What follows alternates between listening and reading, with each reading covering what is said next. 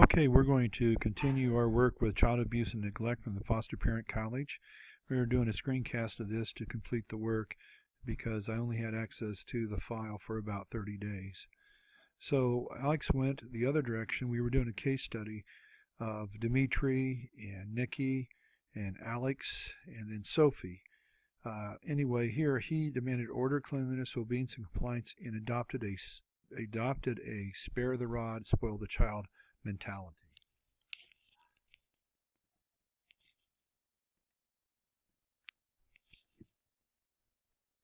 Now that I'm in therapy, I'm working on why my dad, Alex, is so abusive to us. I think he's a good dad in some ways, but when things go wrong, his temper gets away from him. He really had mixed feelings when Grandma Nikki died of liver disease. He said she was loving to him, but he could never tell what was next, a hug or a beating. So with us, he went the other direction completely. He demanded order and cleanliness and rules. He gave us the rules, and we needed to obey and comply. No back talk. Just do it when I tell you to. He had the attitude, children should be seen and not heard. He just expected us to understand, even though he really didn't listen or understand us. Now, I know my dad was not a happy man. When Dad came home drunk, you didn't know if he'd pass out or beat Mom and us kids. My dad would give me the belt at those times. He said the marks would be a good reminder to me. I told my therapist that when I was drinking, I'd lose it and yell at my son, but I hear my dad screaming at me. It haunted me, so I tried to stop drinking, and I tried to just spank the kids. I don't want to totally beat them. I vowed I'd never take a belt to them again. But I admit when I fall off the wagon and drink again, I can lose it with the kids. That's when I left some marks on them, and I guess that's why my kids were taken from me.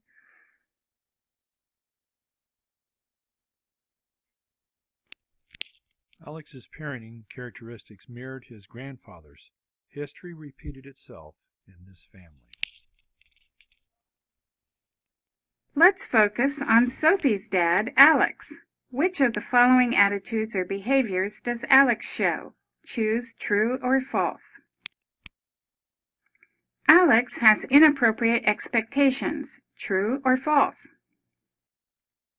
True. Alex demanded extreme obedience and cleanliness from his children. Alex shows lack of empathy. True or false? True. Alex did not understand his children. He didn't even try. Alex's parenting behavior includes corporal punishment. True or false? True. Alex thought that leaving marks would be a good reminder of what the child had done wrong.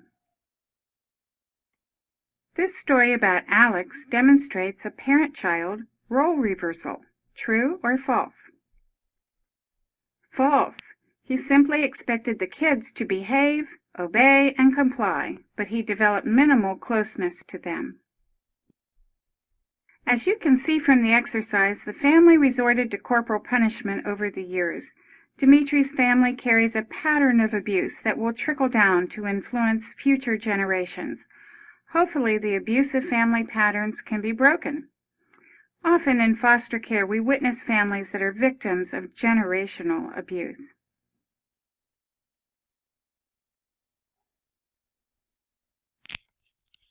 True empathy leaves the door open for forgiveness and healing.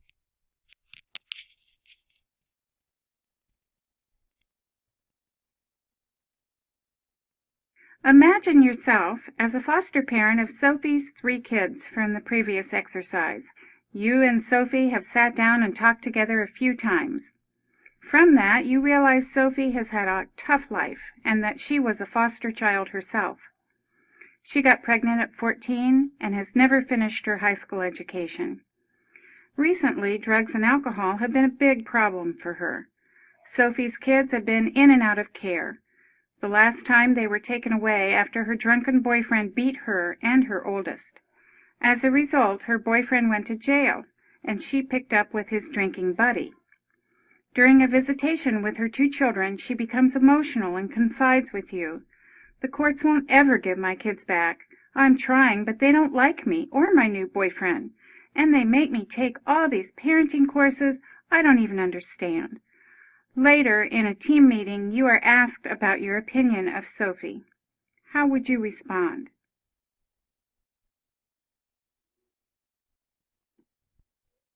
Okay, the woman is totally concerned about herself.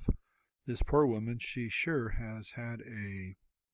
I can see why Sophia struggles so much in her... Let's pick opinion 3. I can see why Sophie struggles so much in her life after all she's been through. I know it will be difficult as she makes the needed changes in her life. This opinion shows empathy. Empathy is putting yourself in others' shoes to understand what they are facing. Let's pick 2. This poor woman, she sure has had a... This poor woman, she sure has had a rough life. I really pity her. I feel bad for her. This is a way of describing Sophie which emphasizes pity. Pity alone won't help the team understand Sophie. Well, let's pick opinion 1. This woman is totally concerned about herself. This woman is totally concerned about herself, drugs, and boyfriends, and she hits her kids. I don't think she can straighten up. This is judgmental and a critical way of describing Sophie to your team members. The statement doesn't demonstrate empathy. For instance, it fails to consider such things as family history. It is a premature assumption that Sophie can't better herself and her parenting.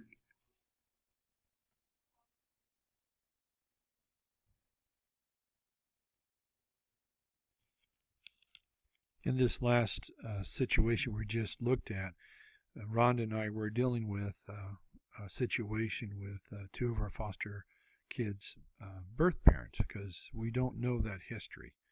Anyway, moving on, circumstances and predicaments can push a parent over the line to abuse.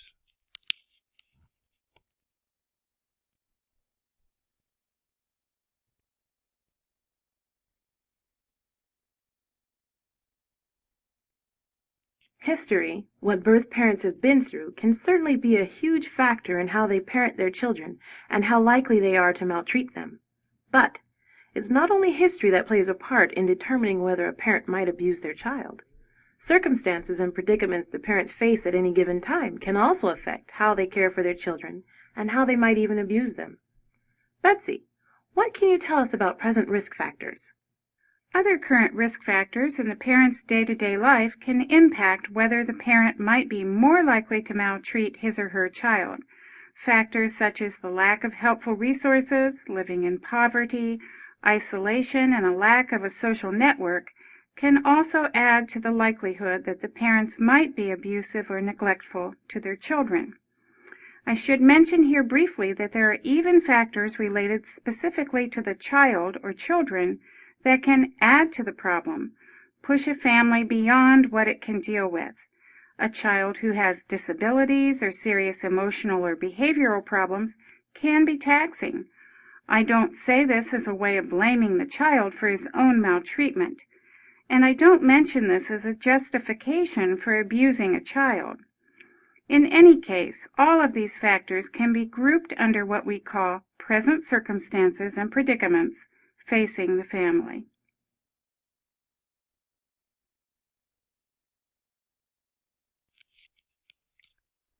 Sometimes, given their circumstances, there are no good choices available to parents, and they may be forced to choose options that others might view as neglectful. Put yourself in the shoes of being a single parent of 3 children, ages 3, 4, and 6. You work 40 hours a week. Your net pay is $450 per week. Your elderly aunt cares for the children while you work, but she is in poor health and is very susceptible to illness. Your youngest child has been sick with a cold, fever, and nasty cough for 5 days straight. She's lethargic and doesn't appear to be getting over it. This week your rent is due. You also need to buy food, and must use cash since your food stamps ran out several days ago. You also must put gas in your car to get to work every day next week. But you're worried about leaving the children with your aunt because last time she got sick, she had pneumonia and spent 2 weeks in the hospital. However, if you miss work, you also lose pay. Finally, your child should go to the doctor, but you'll need to take the whole day off of work to go and sit at the clinic if Medicaid is going to pay, or you'll need to pay the doctor up the street in cash, who will see you in an hour. So what would you do in this situation? Please choose one of the following options. Well, let's pick option 1. Leave the children with your aunt and hope your aunt doesn't become sick. Leave the children with your aunt and hope your aunt doesn't become sick herself. Go back to work without taking time off so you'll have money for food and rent. Medical care for your sick child will have to wait. Your child's health might be at risk, and you might be faulted for medical neglect of your child. This might not be a good option. Try another. Get your 9-year-old niece to stay with the children and tell her to call you at work if anything happens. Your niece will have to stay home from school to care for the children. It is inappropriate and perhaps illegal for you to leave your children in the care of a 9-year-old. Not only might the children be at risk, they also might get taken away by the authorities. This might not be a good option. Try another. Stay home from work and care for your children yourself to prevent your aunt from getting sick. Go to the clinic and let Medicaid pay the bill. Lose several days of income. Either food or rent will have to wait. This is a difficult decision because you may lose not only several days of income, you may also lose your job. This might not be a good option. Try another.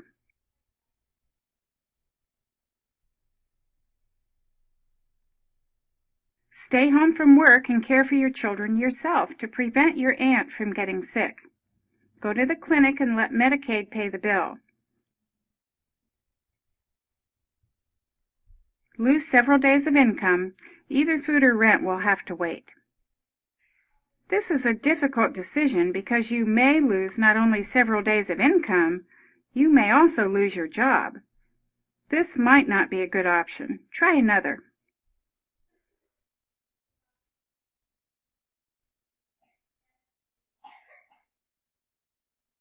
Take your child to the doctor and pay cash. Don't worry about rent until next pay. Hope your landlord does not continue with the eviction process as he said he would do if you were late one more time.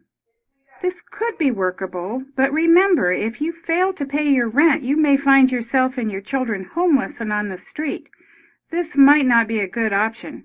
Try another.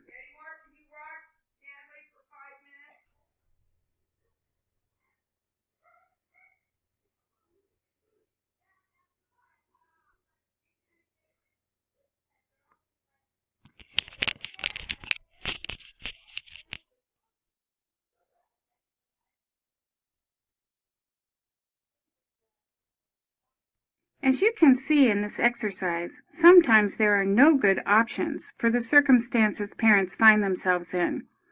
Poor parents, including the working poor, are often forced to choose options which could be viewed by others as neglectful for their children. This brings an end to the second part of this course on understanding child abuse and neglect. Throughout this section, we have tried to promote a sense of empathy for the birth parents based on their history and present circumstances.